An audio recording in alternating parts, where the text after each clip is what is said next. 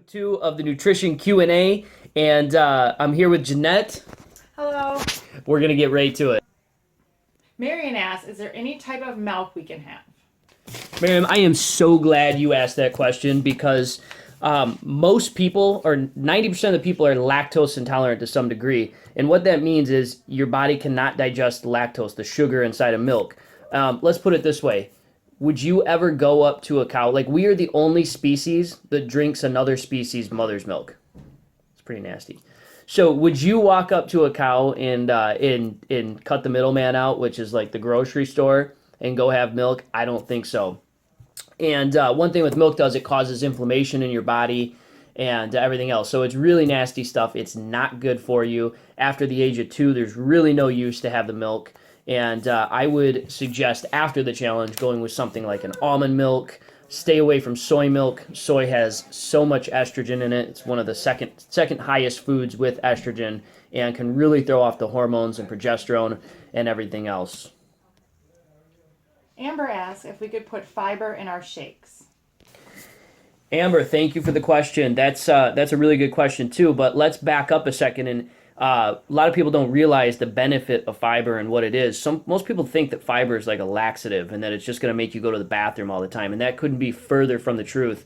Most people, if you're not going, like, the definition of regular is different for every person, but if you're not going every day, then you're pretty much not regular. And I remember reading a story of, like, John Wayne, if anybody knows who that is. He was an actor, but when he died, he had 40 pounds of impacted crap in his system, and they say that contributed to his death. I know, Jeanette, if you could see Jeanette's face right now, and it was just after reading that, and you got to remember that your intestines or your organ that's exposed to everything, like, it's the largest organ that's exposed to food. So if you have, like, say, stuff with carcinogens, those are cancer causing chemicals, processed foods, GMOs, they have to work its way through your digestive tract, and it's exposed to your body for several days. Now, if you have fiber, you can reduce how much time it's exposed to your body, so you reduce the amount of damage that it can do. So fiber is very important, and the way it works is it makes your intestines contract. Okay, so picture yourself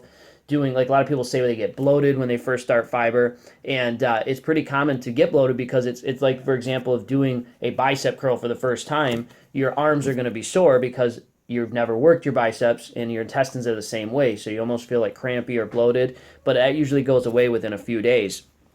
Now, one thing I would do is either commit to taking it for 42 days or commit to not taking it for 42 days.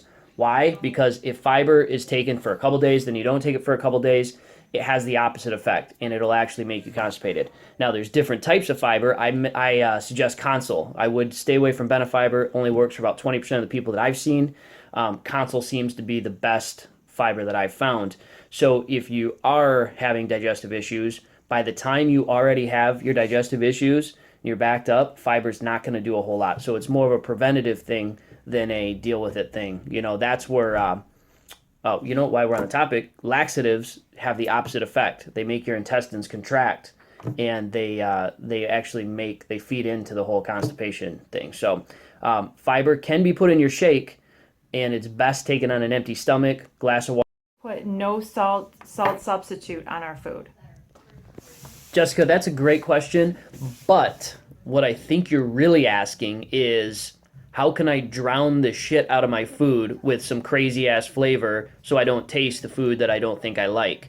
I think that's what you're asking. If that's not what you're asking, what I typically get from people is that they can't taste their food when it doesn't have salt on it. And there's a simple, easy physiological reason for this. And what it is the amount of saliva, the amount of salt that's in your body is the same amount of salt that's in your saliva. So when you're eating a bunch of processed foods before you start a healthy eating plan, you have a ton of salt in your system, which means you have a ton of salt in your saliva. You go to taste a food that has no salt on it, and you can't taste anything.